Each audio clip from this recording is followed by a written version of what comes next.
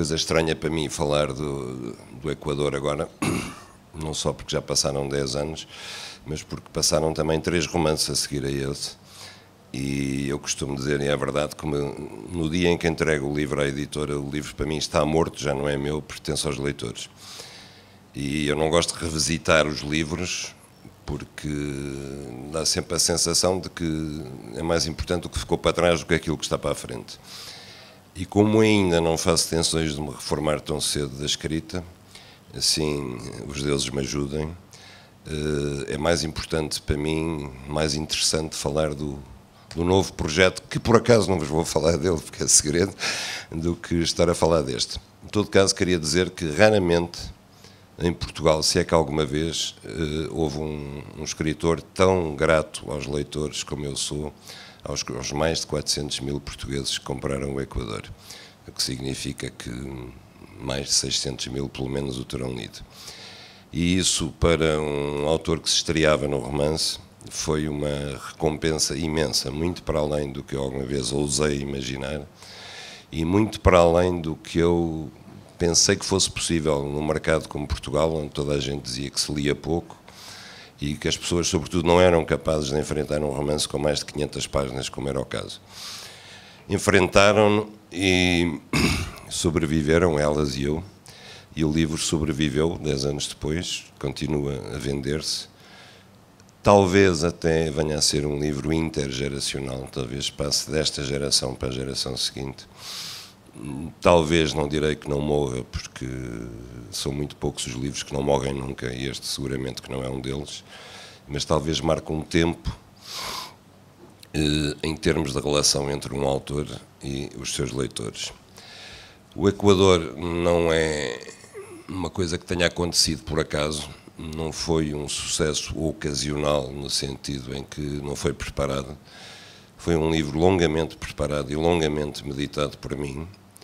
Eu vinha do jornalismo, já com mais de 20 anos de escrita jornalística, e tinha, simultaneamente, a grande tentação que os jornalistas têm de passar para outra escrita, uma escrita que não seja apenas factual, mas que possa ser ficcional, e que não seja limitada pelo espaço e pela urgência, e possa ser assente com base na reflexão, no tempo e na duração da escrita, tanto quanto a história o justifique. Tinha essa tentação por um lado, por outro lado tinha o terror correspondente, que era ser mais um jornalista que resolvia dar o salto e passar para o lado de lá e espalhava-se ao comprido. E muitas vezes pensei se não seria melhor continuar a fazer aquilo que eu tinha feito sempre até aí e que me estava a sair bem nisso, do que tentar um campo novo onde ia estar exposto a todos os perigos e seguramente a todo o tipo de críticas. E, portanto, não foi uma coisa que eu tivesse feito levianamente, foi uma coisa que eu meditei exatamente 10 anos, eu andei com 10 anos com a história na minha cabeça. Eu fui 2 vezes a São Tomé e Príncipe antes de escrever a história.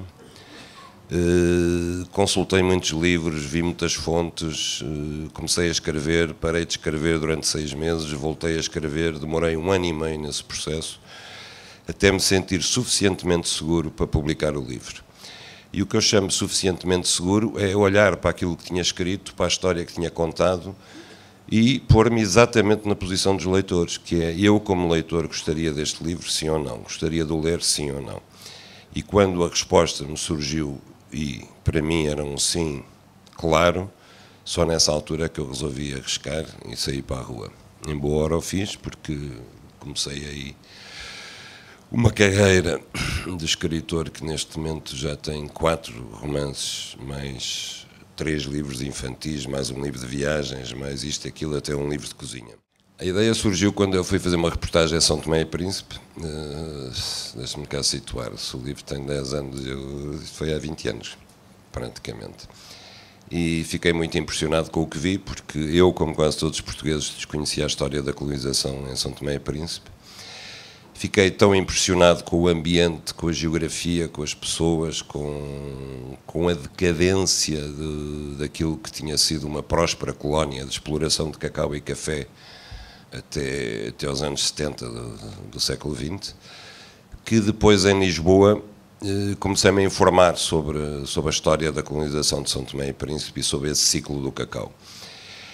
E depois Preciso uma coisa que eu penso que é clássica, embora eu tenha feito mais ou menos, não direi inconscientemente, mas sem conhecimento de causa exatamente, que é, eu acho que os livros, que os romances, têm que ser uma história bem contada. Tem que ser uma história que agarre. E no Equador eu acho que eu juntei 3 coisas que faziam um enredo para uma história bem contada, que era um ambiente, que era o ambiente de um país tropical, de uma ilha no meio do Atlântico, mínima, hoje tem 100 mil habitantes, uma intriga política que acontecia lá, que era a questão diplomática entre Portugal e Inglaterra sobre a escravatura, que oficialmente tinha sido abolida há 80 anos, mas continuava mais ou menos a céu aberto em São Tomé, e uma intriga amorosa que envolvesse os personagens. E depois dediquei-me a escrever seguindo uma técnica narrativa que eu tinha aprendido na televisão. Nós na televisão aprendemos, eu fiz várias grandes reportagens televisivas, a gente chama grande reportagem, um programa com 52 minutos. E aprendemos que a atenção do espectador televisivo não dura mais do que 12 minutos. A partir de 12 minutos ele perde-se. E porquê? Porque 12 minutos é a frequência média de entrada de publicidade em televisão.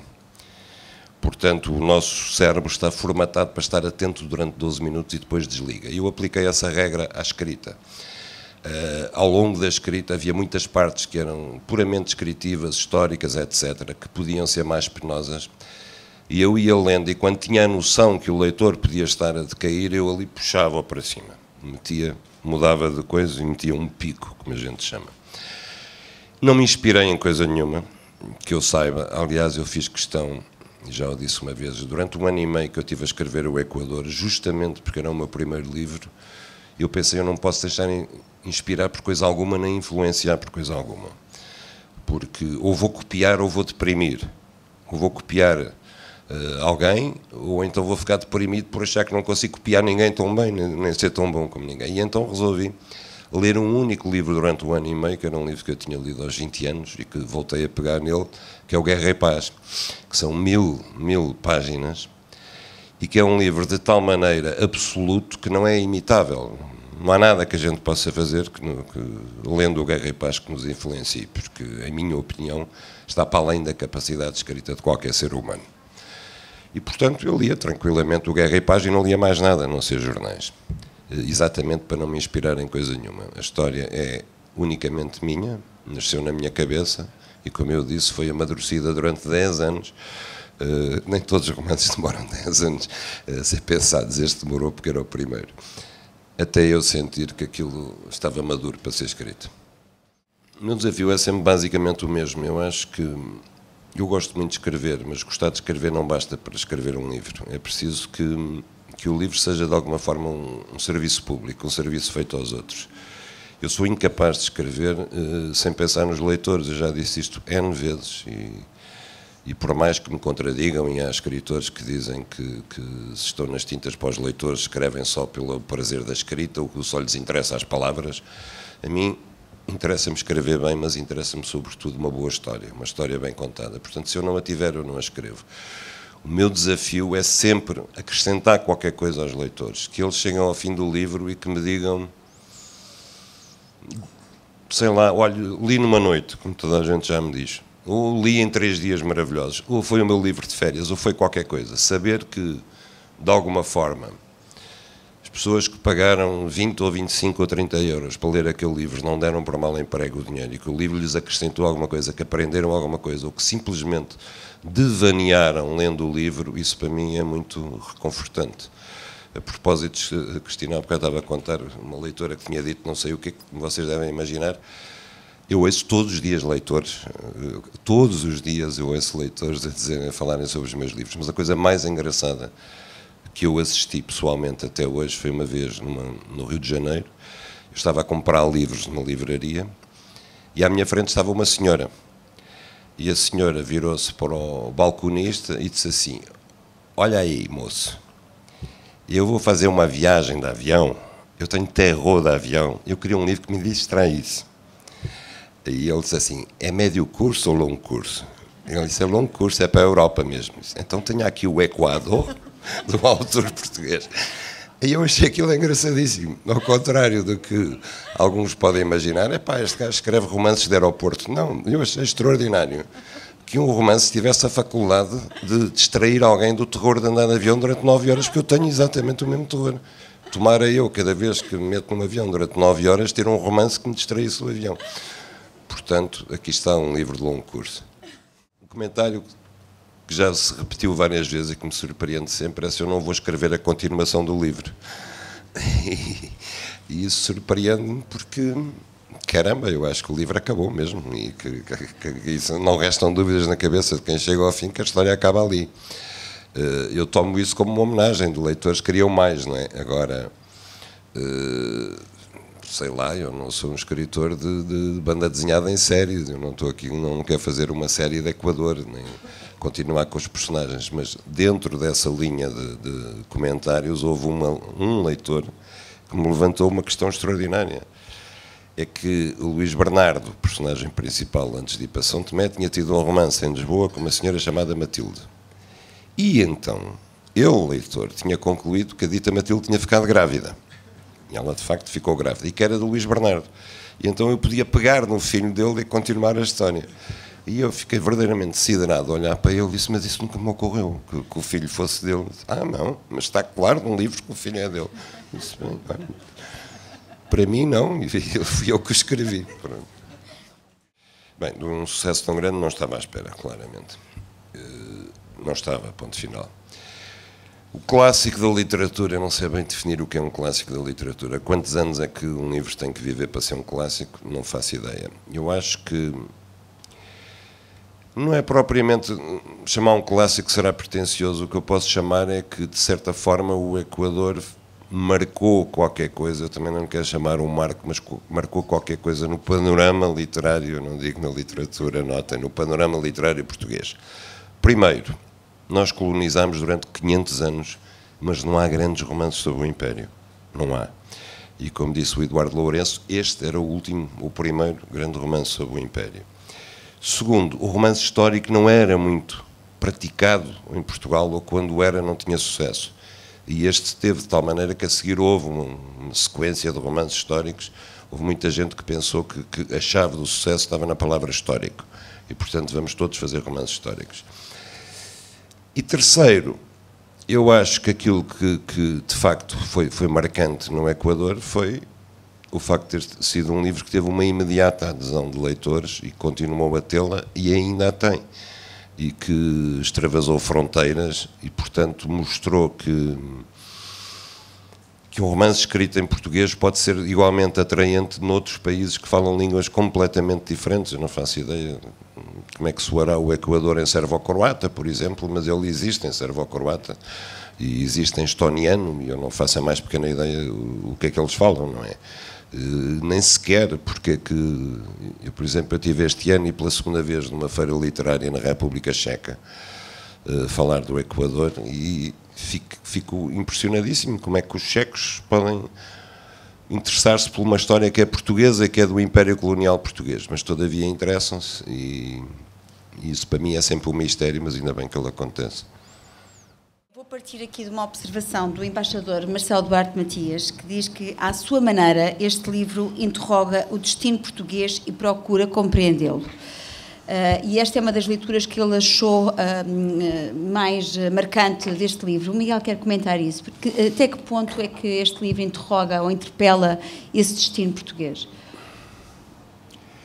Eu acho que sim, que interpela muito, no sentido, sobretudo, quando nos fixamos no personagem principal do livro, o Luís Bernardo, que é uma pessoa que aceita servir o país em condições difíceis e que é esmagado pelas forças de inércia que não aceitam que nada de essencial mude no país.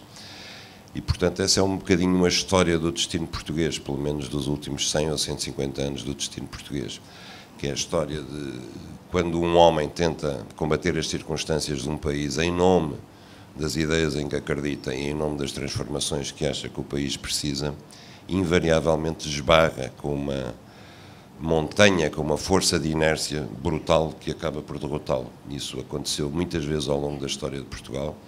Eu falo de um personagem que é o Mozinho de Albuquerque, por exemplo, no livro, que acaba por suicidar, porque a sua incapacidade de servir simultaneamente o país e servir o rei e ser aceite o derrota. E o mesmo acontece um bocadinho com o personagem do Equador. Ele caminha em direção a um beco sem saída, e esse beco sem saída tem que ver com o nosso destino, que somos um país muito choroso, mas com pouca vontade de mudar as razões pelas quais choramos.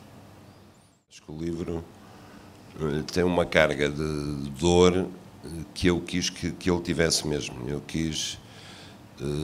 O livro tem muito mais dor do que alegria, em minha opinião. E as partes que a gente pode chamar felizes ou alegres no livro têm mais que ver com a paisagem, com o ambiente dos trópicos, com o deslumbramento da descoberta de um país tropical, de uma ilha, de tudo o que a ilha tem de grandioso e de beleza, do que propriamente com o destino dos personagens. O destino dos personagens é bastante trágico. Até mesmo aqueles que acabam por se safar no final, mas safam-se de uma maneira que não é uma maneira que os honre por aí além, ao contrário do destino do personagem principal. E, nesse sentido, o livro é escrito com dor. E, para quem já leu o livro, há uma carta final que o Luís Bernardo escreve ao rei Dom Carlos em São Tomé, em que anuncia que vai renunciar, vai desistir, que falhou a sua missão. E essa carta começa exatamente com a palavra: é com a dor de quem sabe que não conseguiu levar a cabo a sua missão, que escreva Vossa Majestade. Não por acaso. Essa carta, eu devo dizer que como não sabia como se escrevia um romance, muito menos tão grande quanto este, eu resolvi escrever do princípio ao fim, exatamente. Fiz um esquema, capítulo a capítulo, o que é que acontecia em cada capítulo, e escrevi da primeira à última linha, exceto essa carta, que já estava escrita integralmente na minha cabeça, mas que eu não quis passar ao papel, mas eu sabia, palavra por palavra, linha por linha, portanto, quando lá cheguei, que é no último capítulo, talvez a umas 15 páginas do final, que é uma altura em que qualquer escritor de um longo romance sente uma euforia que não cabe dentro de nós, que é uma alegria extraordinária, como o corredor da maratona, quando vê a meta ao fim, quando vê a linha da meta. E no meio dessa euforia eu tinha ainda o prazer redobrado de ir escrever finalmente o texto que estava na minha cabeça há 1 ano e meio e que eu me apetecia desesperadamente escrever. E que é uma das pistas para os leitores. A forma como essa carta começa tem que ver com o Equador. Há várias pistas dessas que eu deixo ali, porque é uma espécie de jogo que eu gosto, que é de encontrar o caminho do tesouro. Há várias sugestões, várias pistas, vários enigmas que estão ali e que um leitor atento vai decifrando ou não vai decifrando, e também não é bom que decifres tudo, para que reste alguma coisa que é propriedade minha. Agora, eu vou lhe dizer uma coisa: se há coisa difícil é saber sobre o que é que se vai escrever. Para mim, o maior mistério, e já falo com a experiência de 4 romances, é de onde é que surge a ideia inicial. De onde é que surge a ideia de escrever um romance? Porquê que surge a ideia daquela história? Eu conto sempre a história do Rio das Flores, não quero contar a história do meu próximo romance, que eu acho que depois de ter escrito vou contá-la, ainda é mais fascinante. Mas o meu segundo romance, o Rio das Flores, nasceu uma conversa num avião com o piloto no cockpit. Exatamente a vida do Rio de Janeiro para Lisboa. E ele começou-me a contar a história do avô dele, que tinha uma fazenda no Piauí, que é um estado brasileiro, e que viajava para o Piauí a partir de Matosinhos, Vila Nova de Gaia, vinha de comboio para Lisboa, ia de comboio para a Alemanha, apanhava um balão para o Rio de Janeiro, e do Rio de Janeiro apanhava um barco, e do barco apanhava uma carroça de cavalos e chegava ao Piauí, passados não sei quantos dias. E eu achei aquilo tão extraordinário que nasceu assim a história do meu romance. E aliás, eu tinha um editor brasileiro, também mudei de editora no Brasil entretanto, que quando eu telefonei a pedir ajuda e disse ao Carlos: eu vou escrever um romance que se passa no Piauí, em parte. E ele disse-me assim: Piauí, Miguel? Isto era ao telefone. Mas Piauí só tem cobra e índio. E depois digo: espera aí, como? Ah, não, já não tem índio, só tem cobra mesmo.